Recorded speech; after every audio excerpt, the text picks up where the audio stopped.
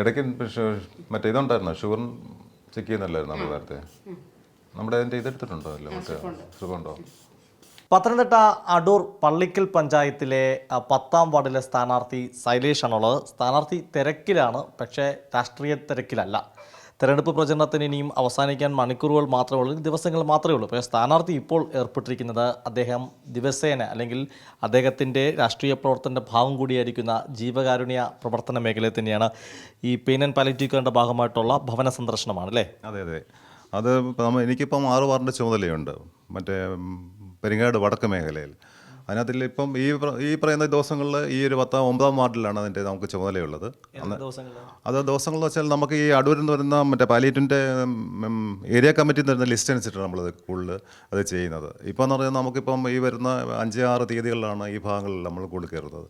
അതിലിപ്പം ഇപ്പോൾ ഇലക്ഷൻ്റെ തിരക്ക് കൂടുതലാണെങ്കിൽ പോലും ഇപ്പം നമ്മൾ കൂടുതലും രോഗികളിലൊക്കെ നമ്മൾ ഈ 9ാം വാർഡ് 10, 11, 12, 15 ഈ 6 വാർഡുകൾ നമ്മളിപ്പം നിൽക്കുന്നുണ്ട്. ഏത് തെരഞ്ഞെടുപ്പ് തിരക്കാണെങ്കിലും ഇവരെ ഉപേക്ഷിക്കാൻ പറ്റില്ല. ഇല്ല, ഒരിക്കലും ഇല്ല. അവരൊരു കാരണവശാലും ഉപേക്ഷിക്കില്ല. തെരഞ്ഞെടുപ്പിൻ്റെ തിരക്കുകൾക്കപ്പുറത്തേക്ക് ആളുകളെ ഉപേക്ഷിക്കാൻ അവരെ പറ്റില്ല എന്നാണ്. അമ്മ, ഈ പാലിയേറ്റീവ് പ്രവർത്തനം ഇവിടെ വരാറുണ്ടോ? എങ്ങനെയുണ്ട് ഒരു പ്രവർത്തനമൊക്കെ? ഉണ്ട്, മാസത്തിലും വരും. നല്ല കാര്യമാണോ? ആന്നു.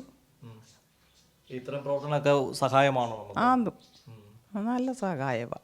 ഇപ്പോൾ പാലിയേറ്റീവ് പ്രവർത്തനം കൂടെ നിൽപ്പുണ്ട്, അതിൻ്റെ നേഴ്സ് കൂടിയാണ്. എങ്ങനെയാണ് ശൈലേഷൊക്കെ നിങ്ങളോട് എപ്പോഴും സജീവമായിട്ടുള്ള വ്യക്തി തന്നെയല്ലേ? സജീവമായിട്ടുള്ള വ്യക്തിയാണ്. എപ്പോൾ വിളിച്ചാലും ഏത് വിളിപ്പുറത്തും ഞങ്ങളോടൊപ്പം ഉണ്ട്.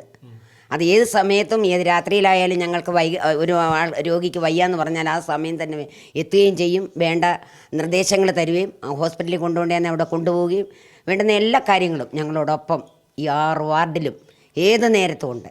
നല്ലൊരു മെമ്പറാണ്, നല്ലൊരു പ്രവർത്തന ശൈലി ഉള്ള വ്യക്തിയാണ്.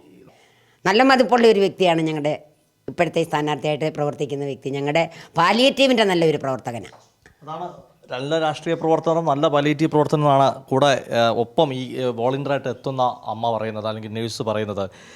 യഥാർത്ഥത്തിൽ ഇതൊരു അനുഭവ സമ്പത്തല്ലേ? കാരണം നമുക്ക് ആളുകളോട് ഇങ്ങനെ അവരുടെ വീട്ടിൽ ചെന്നില്ലേ, ഈ തിരഞ്ഞെടുപ്പ് കാലത്ത് വീട്ടിലേക്ക് പോവുകയല്ല, അല്ലാത്തപ്പോഴൊക്കെ നമുക്ക് ഉത്തരവാദിത്തപ്പെട്ട വാർഡുകളിൽ ചെന്ന് വീട്ടിലേക്ക് ചെന്നവരോട് സംസാരിക്കുന്ന ഒരു അനുഭവ സമ്പത്ത് കൂടിയല്ല, അതും തിരഞ്ഞെടുപ്പിന് ഉപകാരപ്പെടില്ലേ? 100%. തിരഞ്ഞെടുപ്പ് മുന്നിൽ കണ്ടിട്ടുള്ള ഒരു പ്രവർത്തനമല്ല ഇത് ആക്ച്വലി. ഇതിനകത്തിലെന്ന് വെച്ചാൽ നമുക്ക് ഈ പറഞ്ഞ 6 വാർഡിലും ഏതാണ്ട് ഒരു 65ഓളം കിടപ്പുരകളുണ്ട്. അവർക്ക് വേണ്ട ബെഡുകൾ, വീൽ ചെയറുകൾ, വാക്കറുകൾ, സ്റ്റിക്കുകൾ, പിന്നെ അവരുടെ മെഡിസിൻസ്, പ്രോപ്പർ ടൈമിൽ അവർക്കുള്ള ചെക്കപ്പുകൾ.